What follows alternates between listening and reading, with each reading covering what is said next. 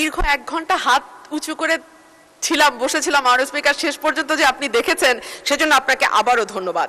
আজকে 94 নম্বর তারকা চিহ্নিত প্রশ্নটি আমার ছিল, সেটি স্থানান্তরিত হয়েছে, কিন্তু কি কারণে স্থানান্তরিত হয়েছে জানি না।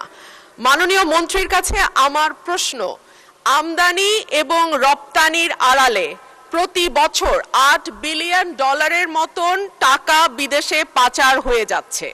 মাননীয় মন্ত্রীকে আমাদের বলবেন এই ধরনের পাচার বন্ধ করবার ক্ষেত্রে বাণিজ্য মন্ত্রণালয়ের কিছু করবার আছে কিনা, যদি থাকে সেটি কি, এবং এই ব্যাপারে সরকারের কোনো উদ্যোগ আছে কিনা। ধন্যবাদ মাননীয় স্পিকার। ধন্যবাদ মাননীয় সদস্য। মাননীয় মন্ত্রী। মাননীয় স্পিকার, আগের প্রশ্নের উত্তরে একটা বাক্য রয়ে গেছে, আপনি যদি অনুমতি দেন সেটা বলে ফেলতে পারি। ও প্লিজ। জি, হাউসে যেহেতু উপস্থাপন করা হলো, অসম্পূর্ণ উত্তর দেওয়াটা ঠিক না, সঙ্গত না।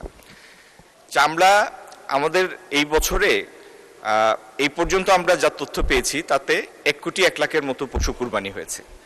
তার মধ্যে 60 লাখের মতো সংরক্ষিত চামড়ার রেকর্ড আমাদের কাছে আছে, 60 লাখের মতো। সুতরাং বর্তমান বিবেচনায় যে পরিমাণ চামড়া আমরা সংরক্ষণ করতে পেরেছি এবং যেটি ইভেন্চুয়ালি ট্যানারিতে আসবে সেটার পরিমাণ সন্তোষজনক।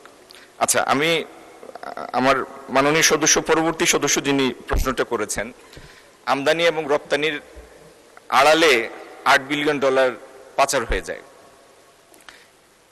মাননীয় স্পিকার, এটা একটা পারসিভড অ্যামাউন্ট। এখন আমদানি রপ্তানির আড়ালে আমদানির অনেকগুলির মধ্যে টেরিফ আছে, সেই প্রাইস ফিক্স আছে, অনেকগুলির মধ্যে পিএসআই আছে, প্রিশিপমেন্ট ইন্সপেকশনের ক্লজ আছে। যদি এই প্রিশিপমেন্ট ক্লজ এবং টেরিফ ভ্যালুর বাইরে কোনো পণ্যের মধ্যে যদি এরকম কোনো দুর্বলতা থাকে যেটিতে বেশি পাচার হয়ে যাচ্ছে, এটি একটি স্টাডি, গবেষণার বিষয় মাননীয় স্পিকার। এটি শুনতে বা বলতে যেরকম সোজা মনে হয়, হাজার হাজার পণ্য বাংলাদেশে আসে এবং বাংলাদেশে পণ্য এবং সেবা মিলে, আমি একটা ধারণা দেওয়ার জন্য বলছি, গত বছর আমাদের আমদানি ছিল 67 বিলিয়নের মতো। 67 বিলিয়নের আমদানির মধ্যে এবং 55 বিলিয়নের রপ্তানির মধ্যে, তার মানে প্রায় 130 বিলিয়নের আমদানি রপ্তানির অর্থনীতি এই দেশটি।